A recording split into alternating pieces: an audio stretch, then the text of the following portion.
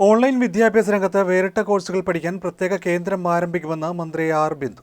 Online വിദ്യാഭ്യാസ രംഗത്ത് വേറിട്ട കോഴ്സുകൾ പഠിപ്പിക്കാൻ centre for e-learning and e-content development എന്ന പ്രത്യേക കേന്ദ്രം ആരംഭിക്കും. ഇത് നിലവിൽ വരുന്നതോടെ കേരളത്തിന്റെ തനതായ കോഴ്സുകളുടെ സംഭരണിയാകും വികസിപ്പിക്കാൻ കഴിയുകയെന്ന് മന്ത്രി ആർ ബിന്ദു നിയമസഭയിൽ പറഞ്ഞു.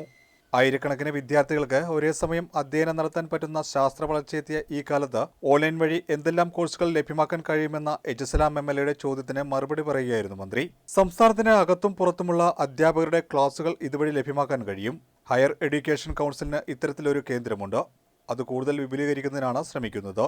ഈ സെന്റർ വഴി നടത്തുന്ന ഓൺലൈൻ കോഴ്സുകൾക്ക് സർവകലാശാലകളുടെ സഹായവും സഹകരണവും ലഭ്യമാക്കും. ഇപ്പോൾ ലഭ്യമാകുന്ന കോഴ്സുകൾ കുട്ടികൾക്ക് സ്വീകരിക്കാൻ ആവശ്യമായ സഹായം നൽകുന്ന നടപടികളാണ് സ്വീകരിച്ചിട്ടുള്ളതെന്നും മന്ത്രി പറഞ്ഞു. ഇത് നിലവിൽ വരുന്നതോടെ കേരളത്തിന്റെ തനതായ കോഴ്സുകളുടെ സംഭരണിയാകും വികസിപ്പിക്കാൻ കഴിയുമെന്ന് മന്ത്രി ആർ ബിന്ദു നിയമസഭയിൽ പറഞ്ഞു.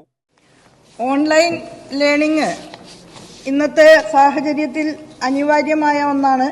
ബ്ലെൻഡഡ് മോഡിലും ഓൺലൈൻ മോഡിലുമുള്ള അധ്യയനം ഈ വിവരവിസ്ഫോടനത്തിന്റെ യുഗത്തിൽ നമുക്ക് ഒഴിവാക്കാൻ സാധിക്കുന്നതല്ല. അതുകൊണ്ട് തന്നെ centre for e-learning and e-content development എന്ന ഒരു പ്രത്യേക കേന്ദ്രം ആരംഭിക്കുകയാണ്. സംസ്ഥാനത്തിനകത്തും പുറത്തുമുള്ള അധ്യാപകരുടെ ലെക്ചേഴ്സ് ഉൾപ്പെടുത്തുന്ന തരത്തിലുള്ള ഓൺലൈൻ കോഴ്സുകളാണ് ഈ റിപ്പോസിറ്ററിയിൽ ഉണ്ടായിരിക്കുക. Centre for e-learning and e-content development നിലവിൽ വരുന്നതോടുകൂടി കേരളത്തിന്റെ തനതായിട്ടുള്ള ഈ കോഴ്സുകളുടെ ഒരു റിപ്പോസിറ്ററി ആയിരിക്കും ഡെവലപ്പ് ചെയ്യാൻ സാധിക്കുക. ഇപ്പൊ തന്നെ ഹയർ എഡ്യൂക്കേഷൻ കൗൺസിലിന് അത്തരം ഒരു കേന്ദ്രമുണ്ട്. അതിനെ കൂടുതൽ വിപുലീകരിക്കുന്നതിനാണ് ശ്രമിക്കുന്നത്. ഈ സെന്റർ വഴി നടത്തുന്ന ഓൺലൈൻ കോഴ്സുകൾക്ക് സർവകലാശാലകളുടെ സഹകരണത്തോടെ ക്രെഡിറ്റ് ലഭ്യമാക്കും.